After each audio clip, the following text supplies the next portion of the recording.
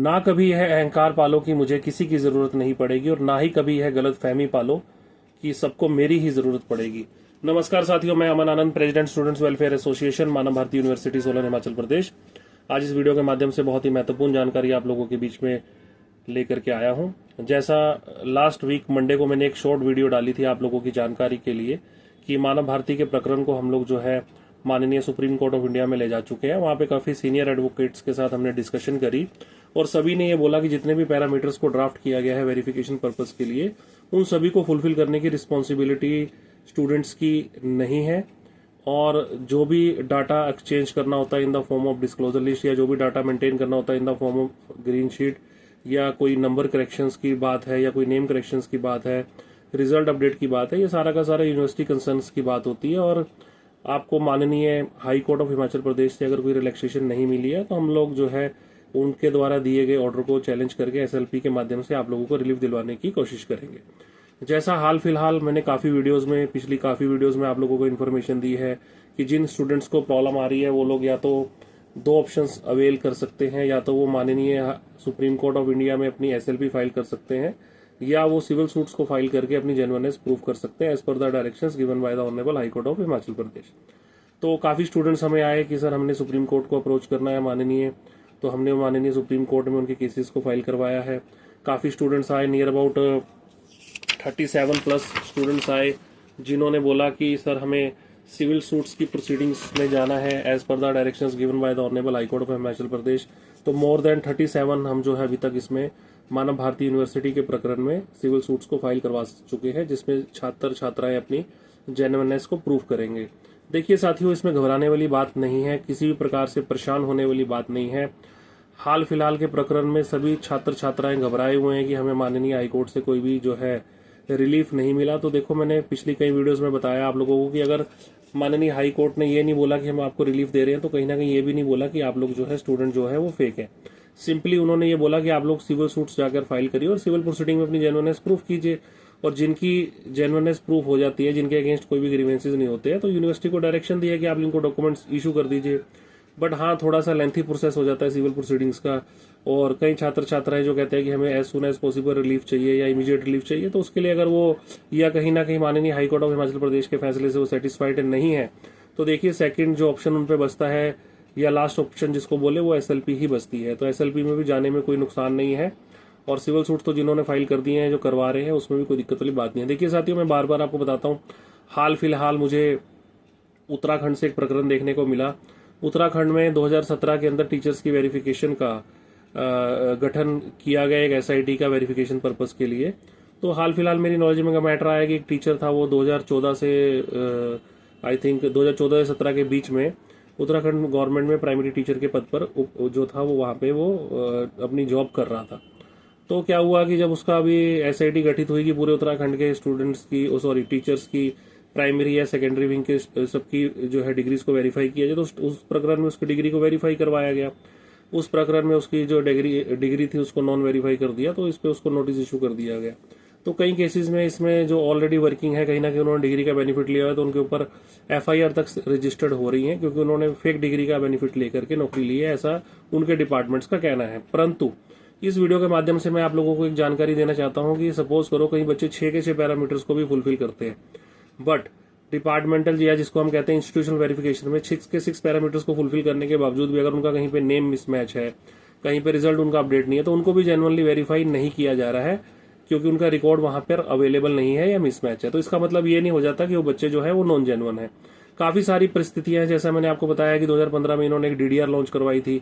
According to the DDR इनका सारा का सारा प्रीवियस रिकॉर्ड जल गया था। तो ऐसी कंडीशन में अगर 2015 से पहले का इनका सारा रिकॉर्ड जल चुका है, तो हाउ इट इज पॉसिबल कि 2020 में एसआईटी ने वो रिकॉर्ड सीज किया होगा, और वही जो है कोर्ट की डायरेक्शंस के बाद, माननीय हाईकोर्ट के डायरेक्शंस के बाद, इन the form of certified copies वो रिकॉर्ड इन्होंने सप्लाई कर दिया होगा। रिकॉर्ड तो जल चुका, जब सीज ही नहीं हुआ, रिकॉर्ड जला हुआ, तो उस अवेलेबल रिकॉर्ड के हिसाब से आप कैसे वेरीफाई कर सकते हो। और सबसे बड़ी प्रॉब्लम इसमें ये आ रही थी कि इन्होंने जो इशू क्रिएट कर दिया कि डिस्क्लोजर लिस्ट में नाम होना चाहिए।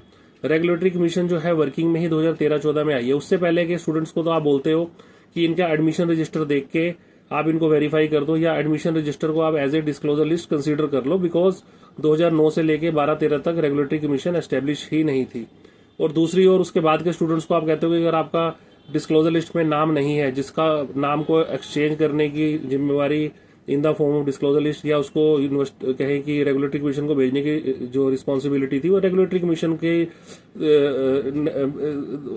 फिक्स होनी चाहिए, या उसको यूनिवर्सिटी एंड पे वहां पे भेजना चाहिए, और यूनिवर्सिटी की ही रिस्पॉन्सिबिलिटी बनती है। स्टूडेंट्स का तो कोई रोल नहीं होता कि वहां पे डाटा भिजवाएं। तो ये डिफरेंस कैसे आ रहा है, मतलब ये अपने पैरामीटर्स को खुद ही अपने फायदे के लिए एग्जाम्प्ट करते जा रहे हैं, क्योंकि जो 2009 से 13 तक की डिस्क्लोजर लिस्ट अवेलेबल नहीं, उनको तो आप एडमिशन रजिस्टर को as a disclosure list consider करने को बोल रहे हो। उसके बाद जिनका डिस्क्लोजर लिस्ट में नाम नहीं है, आप उनके एडमिशन रजिस्टर को तो कंसीडर ही नहीं कर रहे हो, सिंपली आप कहते जा रहे हो कि डिस्क्लोजर लिस्ट में नाम नहीं है। डिस्क्लोजर लिस्ट में नाम भेजना तो यूनिवर्सिटी की रिस्पॉन्सिबिलिटी थी, उसमें स्टूडेंट का तो कोई रोल नहीं था। तो ये सारे पॉइंट्स को हमने हाईलाइट करके, ब्रीफली हाईलाइट करके हमने जो है अपनी एसएलपी में डलवाया है, और बहुत जल्द बहुत ही अच्छी गुड न्यूज आप लोगों के बीच में हम लोग लेकर के आएंगे। अब काफी छात्रों का हमें मैसेज आता है कि सर आप पर्टिकुलर जो है वीडियोस नहीं बना रहे, बैक टू बैक वीडियोस नहीं बना रहे। तो देखिए, अभी वीडियोस बनाने का कोई संदर्भ नहीं है, जैसे कोई भी लेटेस्ट इन्फॉर्मेशन आती है हम लोग आप लोगों के साथ शेयर कर देते हैं।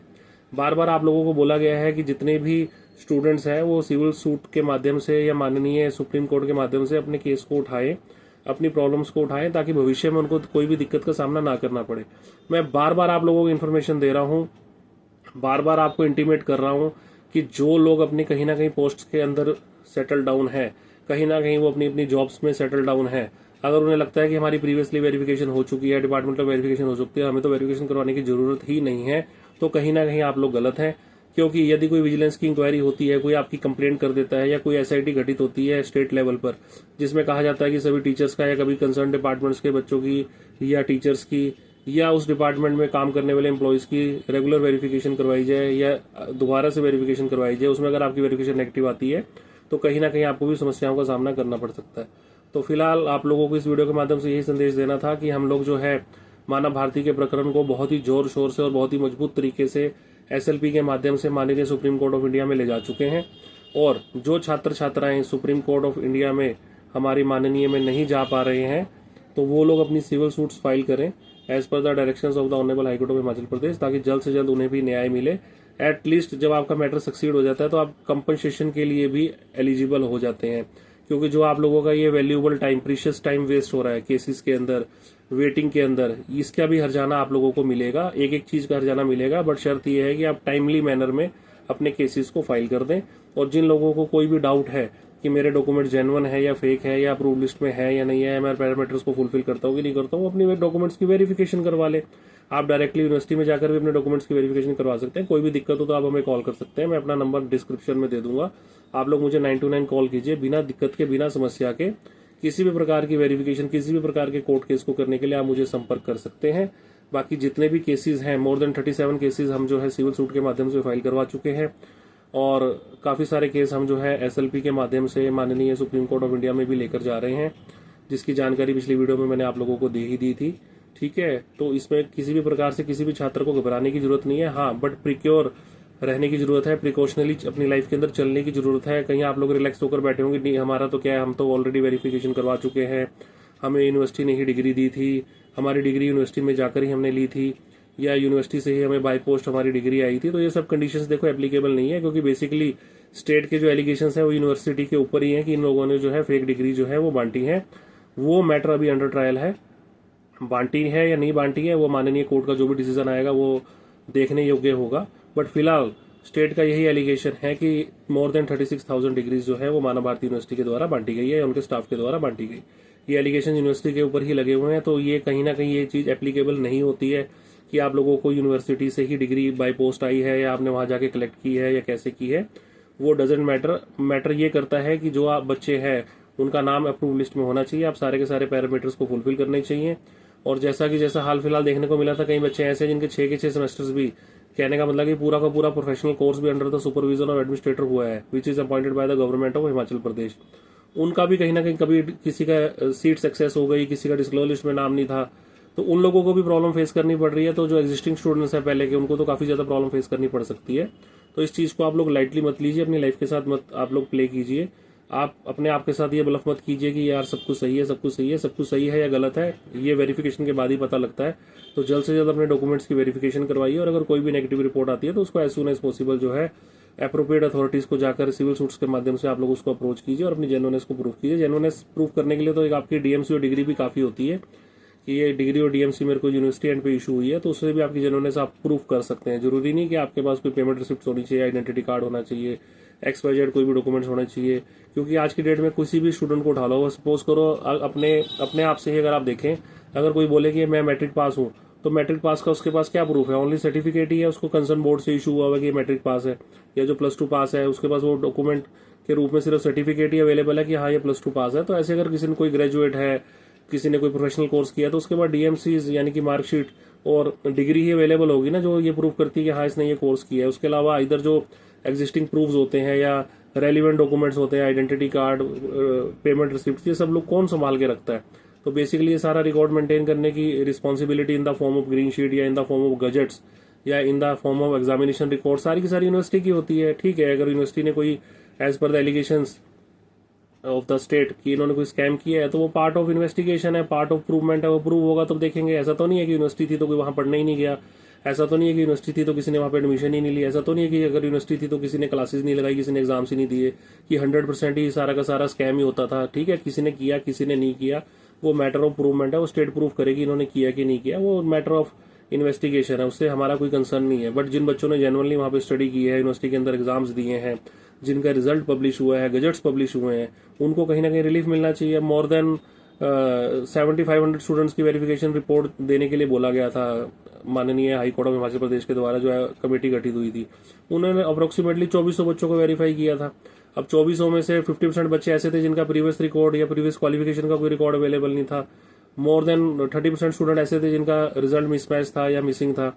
तो ओनली 10 या 20% मतलब कहते हैं कि ideal approximate values, I am not very sure, कि 600-700 बच्चों को अब तक डिग्री मिली है। तो क्या मतलब 2009 से लेकर 2023-24 तक सिर्फ 600-700 बच्चों ने यूनिवर्सिटी में एडमिशन लिया? ऐसा तो पॉसिबल नहीं हो सकता। ठीक है, अगर किसी ने कोई गलत काम किया है वो मैटर ऑफ इन्वेस्टिगेशन है, बट एक इतनी बड़ी यूनिवर्सिटी है, उसके अंदर स्टाफ है, उसके अंदर स्टूडेंट्स भी आते थे, तो ऐसा तो नहीं है ना कि लगभग 14 से 15 साल में सिर्फ 600 बच्चों ने ही डिग्री की है, डिग्री पास की है। तो देखो जितनी भी वेरिफिकेशंस हुई हैं या जो भी पैरामीटर सेट किए गए वो सारे के सारे चैलेंजेबल हैं, क्योंकि बेसिकली हमने माननीय हाई कोर्ट में भी रिलैक्सेशन की डिमांड की थी, जिसको उन्होंने फुलफिल नहीं किया। उन्होंने कहा कि एप्रोप्रिएट अथॉरिटी को आप अप्रोच कीजिए। जो सेम मैटर्स को लेकर हम लोग SLP के माध्यम से माननीय सुप्रीम कोर्ट इंडिया में जा रहे हैं, तो आप लोग घबराइए मत। हाँ, थोड़ा सा प्रिकॉशनरी चलने की जरूरत है, अपनी लाइफ के अंदर सतर्क रहिए।